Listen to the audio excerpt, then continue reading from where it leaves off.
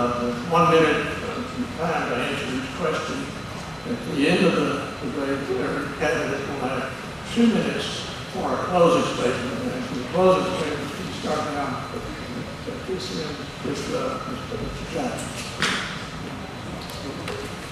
Okay. Well, the opening statement, two minutes.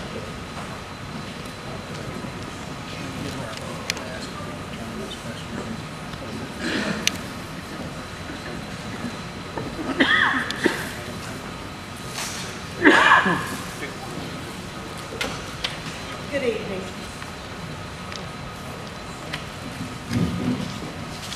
Good evening. My name is Anna Marie Arpino, and I'm running for mayor for the city of Shreveport. One of the reasons I'm running is because our city is slowly eroded in the 50 years I've been here. We need streets, water, sewer, jobs, I-49 through, 3132, so many projects started and not finished. I come here this evening to ask you to vote, not by personality, not by looks, not by parties. Vote by skill sets. I'm a degreed accountant, not one of those on every street corner for the accountant of the week.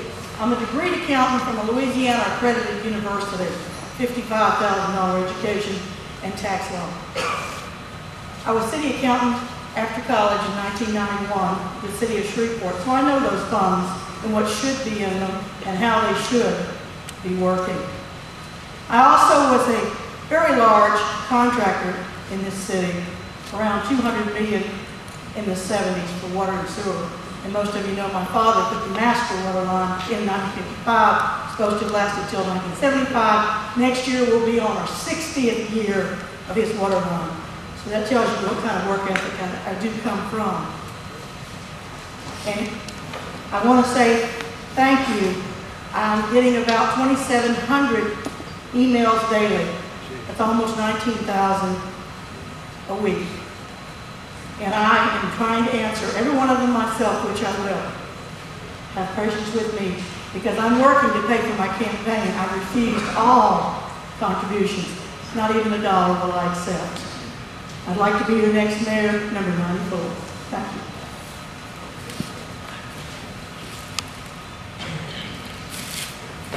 Good evening. Let me first express my appreciation to the organizers of tonight's event and to all of you for coming out. My name is Sam Jenkins. I'd like to go to work for you. I would like to be your next mayor. Shreveport is my home. I married a very, very beautiful young lady from Shreveport. We raised 2 adult children. I established a business here in the city of Shreveport, and I have worked as a volunteer all of my adult life in the city of Shreveport. I was elected to the Keller Parish Commission. I now serve on the Shreveport City Council. I do believe that the past 8 years that I've been involved in local government will be an asset to me as the mayor of this city. I have a vision for how I would like to see the city move forward. I've been engaging citizens in that vision. It's called Build a Better Shreveport. We're going to focus on our local economy. We're going to keep our neighborhoods safe and clean. And we're going to improve communication between City Hall and the citizens. I can give you a snapshot of my first 100 days as mayor. In my first 100 days, I will appoint an economic development director for the city of Shreveport. We will do everything we can to keep as much money coming from our bond initiatives here in our local economy. Our local residents buy goods and services from local businesses. In my first 100 days, I will establish a central call center where we can receive your concerns and your complaints. No more handing you off to this department, to the next department, to the next department. We're going to track that concern when it comes in from the time you make it with us until the time we get it resolved. We're going to also establish an environmental court. The reason for that would be to try to modify the behavior of people who may be repeatedly causing code violations. And finally, in my first 100 days as mayor, we will have a stakeholders meeting. Every business organization, nonprofit, or other group, especially citizen initiative groups, will have the opportunity to participate so we can share our vision and share our resources. Thank you.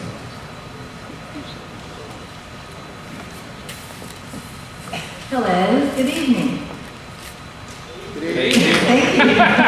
And thank you so much for having me here. My name is Victoria Provenza. My story is a little bit different than my opponents up here on this great board of candidates. I am a native Shreveport daughter. I earned my BS degree here in geology at St. Mary College in 1983, where I wrote my thesis on the Haynesville Shale. In 1986, when the bust happened, I moved away. I was one of that mass first brain draining. Well, actually, I guess it happened in generations before me, but at least in the 80s, I was part of that brain drain. And you may have children that were part of that brain drain that had to leave. Fortunately, I was able to establish a very successful career where in my field I've been recognized both nationally and internationally as a business consultant and manager. So a lot of people ask me, they say, Victoria, it sounds like you were given the questions in advance. And I want you all to know, to be fair, I have been given all of these questions in advance. Not these specific questions. But it's how I've made my living for the last 25 years, consulting for other cities and state governments by making them successful. So all of the background knowledge and information I have in my head. So I don't have to consult or have a study. It's how I've made a living. So I want to bring that here to Shreveport. I was fortunate enough 5 years ago with Global Strike Command to be able to relocate my technology company back to Shreveport. But as a small woman-owned business, I had to move away. At that time, I decided twice was enough. I had learned my lesson the first time, and I was going to stay and make Shreveport viable and prosperous so all of our children can live here. Thank you.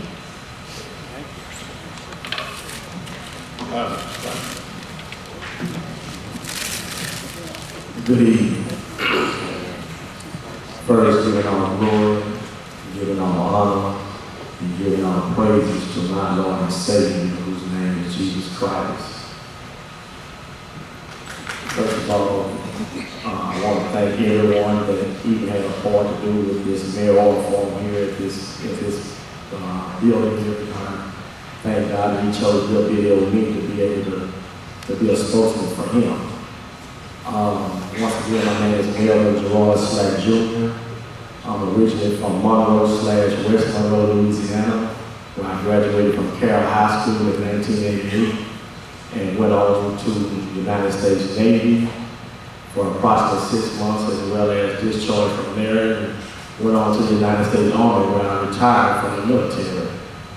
And from there, I came from Monroe, Louisiana, right here in Shreveport, Louisiana, March 5th of 94, so I've been here since 1994 doing ministry. God called me to preach. But God has also called me to be mayor of the city of Shreveport, and that's the reason I'm here. God showed me a vision and a dream many months ago. And the vision of the dream was I was sitting in the chair, and God showed me the chair as well as my favorite color, which was burgundy in the state of Louisiana sign, and checking off different information for blacks, whites, and etc. And all of a sudden there was a conversation going on in this dream when someone said Mayor Slack, and I woke up out of my dream and I told the Lord, I said, Lord, I didn't want to preach, you called me to preaching. And it looked like He called me to be mayor, and I told Him that if He showed me that same vision again, I would do it. And the very next night He showed me the same dream also again. And that's the reason I'm here. I'm following and living my dream. Thank you. Good evening. Good evening. My name is Ami Tyler, and most of you know that I've served in education for several decades. However, I'm here this evening because I'd like to serve you as the mayor of our great city. I want to first thank the Broadmoor Business Association, Neighborhood Association, for inviting me to be here and be a part of this forum. I have a vision for our city. And that vision is that Shreveport will become a vibrant, thriving city where every citizen is afforded an opportunity to be safe, to have an economic opportunity, to be educated and have training, and to have a good quality of life. We have so many natural resources at our disposal that we can use to help grow our city economically. And I want you to know that we should use those resources to grow our city, because to be a thriving, vibrant city, we need to grow economically. Now, the 2030 master plan was developed and designed by a group of citizens, and they had the name of as CAG committee. And of course, they made some recommendations about how we could actually grow our city economically. And I'm a leader of action. So I'd like to take some of those recommendations, some of those ideas to move our city forward. One of those recommendations is to develop Cross Bayou. I'm excited about that idea. In fact, I've decided to name it when I become mayor, Shreveport on the Bayou.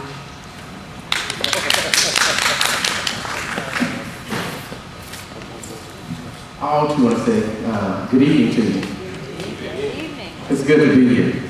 It is truly good to be here. I'm Patrick Williams, and I'm running for the mayor of Shreveport. I love this city. I love the people of this city.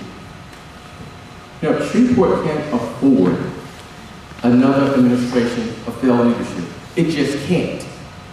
We need someone that's going to unify the city and not that person. Let me just get right to it. I've served on the corporations. I've served now as vice chair of Ways and Means. I understand. It's going to take a lot of energy and vigor, getting up early, staying late, working 13-hour days. Listen, we got to go back to the basics. It's just plain as that. What government is supposed to do is provide clean water, safe streets, make sure that you're safe in your homes. That's what we need to do.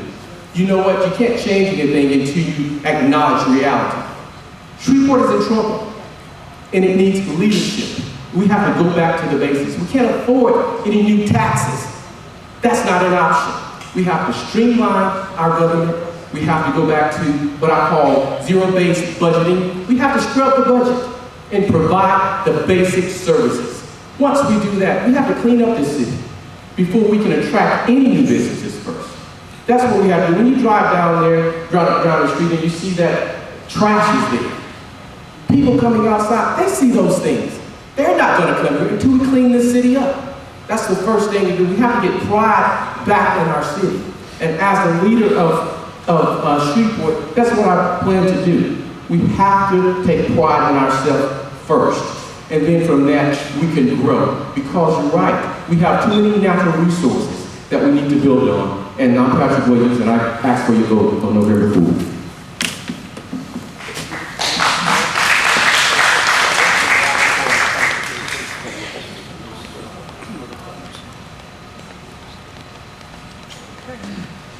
Thank you, candidates. The questions that we have been submitted to Ken and Lou, and they've gone over the questions and have handed them to me and told me just to read the questions. So no editorializing. No editorializing. By former politicians. We'll start with Ms. Arpino. This is about jobs, Shreveport. How will you bring new jobs to Shreveport, and what experience have you had in bringing jobs to Shreveport? 1 minute, please. I'm glad you asked me that question. Number one, I'm past HR director for one of the hospitals here in the 90s. So we put a psychiatric wing new on the hospital. I've hired all the way from the janitor and below all the way up to the MD. I also have a small business called Business Solutions. I deal with small upkeep businesses. But the number one reason I can bring jobs here is one of the reasons I came tonight. I-49, 3.8 miles, and I met with the National Waterway Commission, and DC CEO invited me to their national convention this Friday. And I also talked to Jay Garden last week about this project. 3.8 miles is all I need to connect it down I-49. With that, it'll come the large jobs. We will be the largest economic development in the city of Shreveport, 8.4 million into infinity. And the jobs come with the distribution companies. Thank you.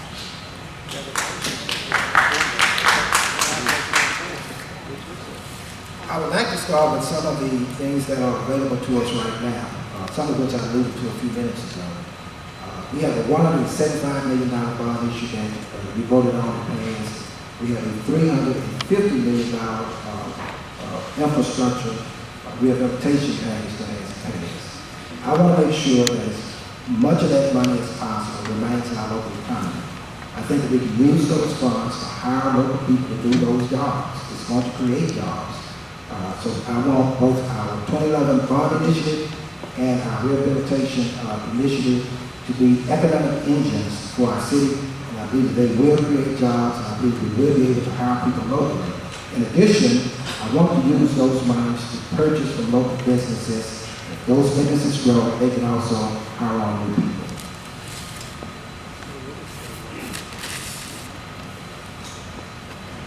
Hi. One of the things that Shreveport needs is a job creator, someone who has been very experienced in creating jobs. And what I would do to bring jobs to Shreveport is it's very difficult in the position that Shreveport is in with a 20th century infrastructure. And I'm not talking about streets. I'm talking about our technology infrastructure is 20th century. We need a highly technical expert to deliver this city into the 21st century, because we are a global 21st century economy. Our streets are extremely important, but our technology and being able to provide that and be innovative to companies here and growing and expanding them and inviting companies in is critical to our success. I invite you to join me on my webpage. I have an economic gardening program where I can fully explain and show to you through some symposiums that we're going to offer. Thank you.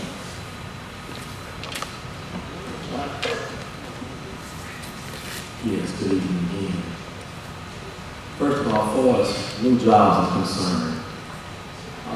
As everyone may be aware of as of right now, or if you're not aware, I will tell you that for the experience, while I don't have absolutely no experience as far as becoming there, but I am beginning to learn a lot of different things concerning politics now.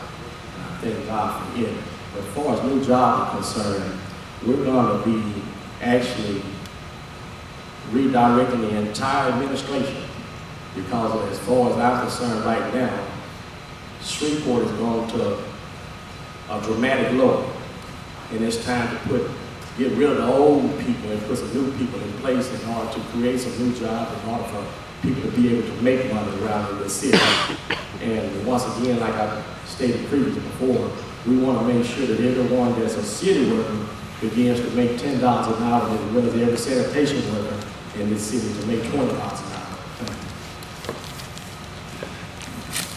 How can we bring jobs to Shreveport? I believe that we're going to have to market what we have already in Shreveport. We are suffering from a self-image problem. We have some wonderful things going on in the city. Festivals that are family-oriented. We've got opportunities with our higher education. We have higher education institutions, medical school. We've got a lot of great things. We have national winners in this city. I believe that we're going to have to do a marketing strategy so that we can let the rest of the world know who we are and how proud we are. Secondly, we're going to have to address the challenges that we face with infrastructure. And we'll be working on that, so check my webpage, and we will be giving you more information and updates as we proceed through this campaign. But we're going to address those, and we're going to establish financially what we're doing. Thank you. We first have to work with our existing businesses. They have the investments here. They're here because they want to be here. And so as a mayor of this city, I will work with them first to see what it is that Shreveport can do to expand their businesses. As a state legislator, I work closely with Secretary Moray and bringing in businesses. we need to offer those same incentives locally. I've actually traveled to China and met with investors there and actually invited them here to Shreveport. And they've actually bought a couple of businesses here already. And we've gone back a second time to China, and we're interested in industrial type jobs here. Those investors want to engage in a public-private partnership. When I become mayor, we're going to engage those individuals as well as bringing on our existing businesses to make those investments, and you as well, so we can bring back your children that have left Shreveport to bring them back home.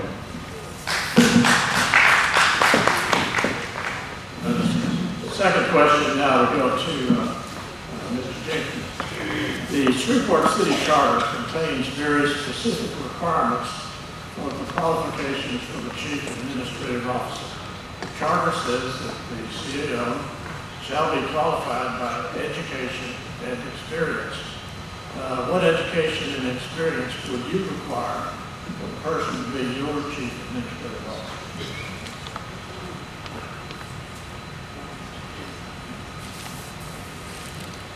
I would certainly want to try to get someone in that position that has had some exposure to city government, also some exposure to managing various departments of city government, because this is city government, it's local government, it's the government that's closest to the people. And it's about knowing how to deliver services to you. That's the end result of where we're trying to go.